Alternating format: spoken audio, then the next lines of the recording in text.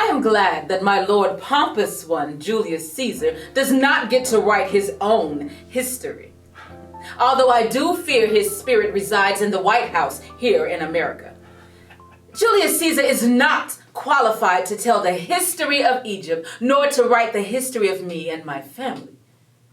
Before I begin, I must address this incestuous comment made by this ignoramus. Yes, I married my brother as a state marriage to share political power. Wrong. It was decreed by my father. Egypt has always had a king and a queen, so my marriage to him was to help my family consolidate power. It was not a sexual relationship. Yes, it was. I took over an empire that was co-opted by the Roman government during my father's rule, and after having wrestled leadership away from my brother, I lifted Egypt to its greatest heights. Today, you are still writing and telling stories about my rule.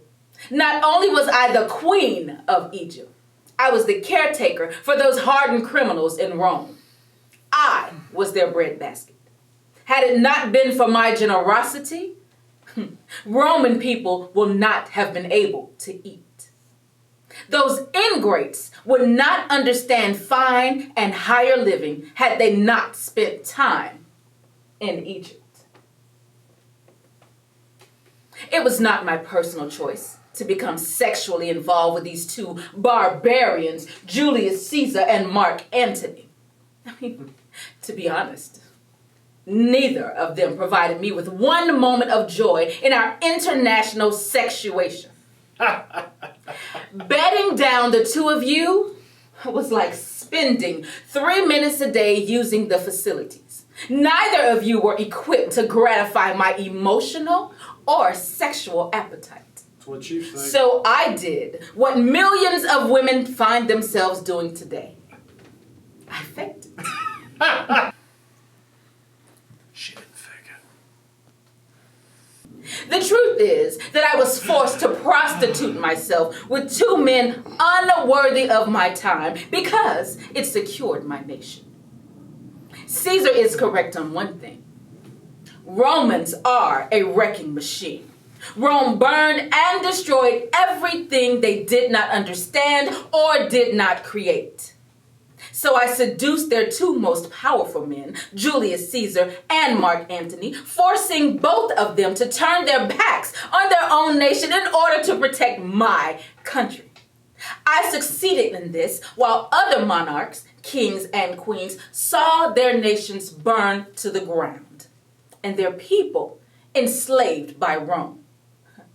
Not so, Egypt. Had it been my choice, if we had the military prowess to cross the Mediterranean Sea, I would have sailed to Europe and burned Rome to the ground.